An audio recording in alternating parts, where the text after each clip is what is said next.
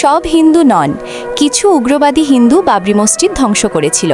এটা আমাদের মনে রাখা জরুরি। সেই ঘটনার পর দীর্ঘদিন ধরে ভারতের আইন বাবরি মসজিদ এলাকাকে সিল করে রাখে এবং বিষয়টি আদালতের অধীনে চলে যায়।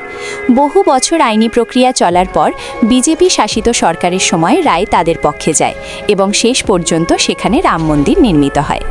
মুসলমানরা শান্তির ধর্মে বিশ্বাসী, তাই তারা আইনকে সম্মান করে সেই রায় মেনে নেয়। মুসলমানদের চিন্তার কোনো কারণ নেই, কারণ তারা জানে কিভাবে নিজেদের গড়ে তুলতে হয়, ধৈর্য ও শান্তির সঙ্গে এগিয়ে যেতে হয়। এখন বাবরি মসজিদের অনুকরণে একটি নতুন মসজিদ নির্মাণ হচ্ছে মুর্শিদাবাদের বেলডাঙ্গার। আলহামদুলিল্লাহ, কোটি কোটি টাকা দান ইতিমধ্যেই জমা হয়েছে।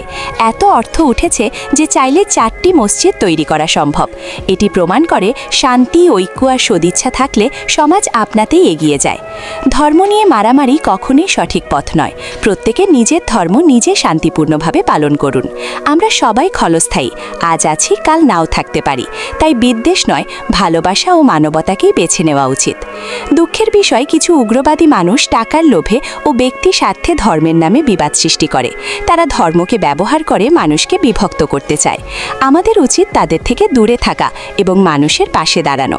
এটি একটি মানুষকে সাহায্য করার চ্যানেল। ভালো লাগলে সবাই সাবস্ক্রাইব করে পাশে থাকবেন।